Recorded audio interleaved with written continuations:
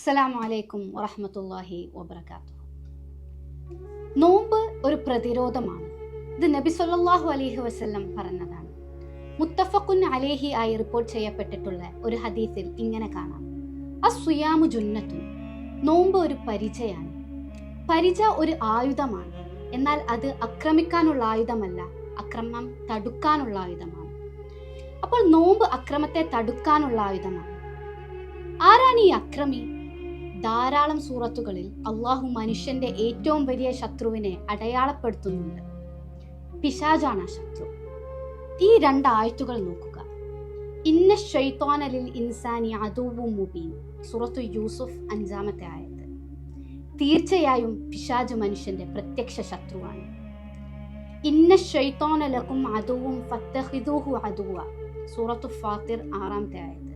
തീർച്ചയായും ചെകുത്താൻ നിങ്ങളുടെ ശത്രുവാണ്, അതിനാൽ നിങ്ങൾ അവനെ ശത്രുവായി തന്നെ കാണണം. അപ്പോൾ ചെകുത്താനാണ് നമ്മുടെ ഏറ്റവും വലിയ ശത്രു. ചെകുത്താന്റെ അക്രമങ്ങളെ നേരിടാനാണ് നാം നോമ്പെടുക്കുന്നത്.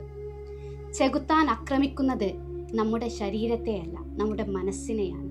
അല്ലദീ യുവസ്വിസു ഫീ സുദൂരിൻ നാസ്, അവൻ അഥവാ ചെകുത്താൻ മനുഷ്യ മനസ്സുകളിൽ ദുർബോധനം നടത്തുന്നവനാണ്. മനസ്സിന്റെ കൺട്രോൾ വീണ്ടെടുക്കാൻ നോമ്പ് നമ്മെ സഹായിക്കും. മനസ്സിന്റെ ശക്തിയാണല്ലോ വിൽ പവർ. കഠിനമായ ദാഹമുണ്ട്, വെള്ളം നമ്മുടെ തൊട്ട മുമ്പിലുണ്ട്, പക്ഷെ നമ്മൾ കുടിക്കുന്നില്ല. വിശപ്പുണ്ട്, ഭക്ഷണവുമുണ്ട്, പക്ഷെ നമ്മൾ കഴിക്കുന്നില്ല.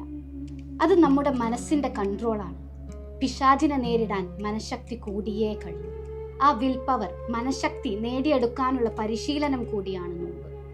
അള്ളാഹു മനസ്സിന്റെ കൺട്രോൾ വീണ്ടെടുക്കാൻ നമ്മെ സഹായിക്കട്ടെ, നമ്മെ അനുഗ്രഹിക്കട്ടെ. വആഖിറു ദഅവാനാ അനിൽ ഹംദുലില്ലാഹി റബ്ബിൽ ആലമീൻ. അസ്സലാമു അലൈക്കും വറഹ്മത്തുള്ളാഹി.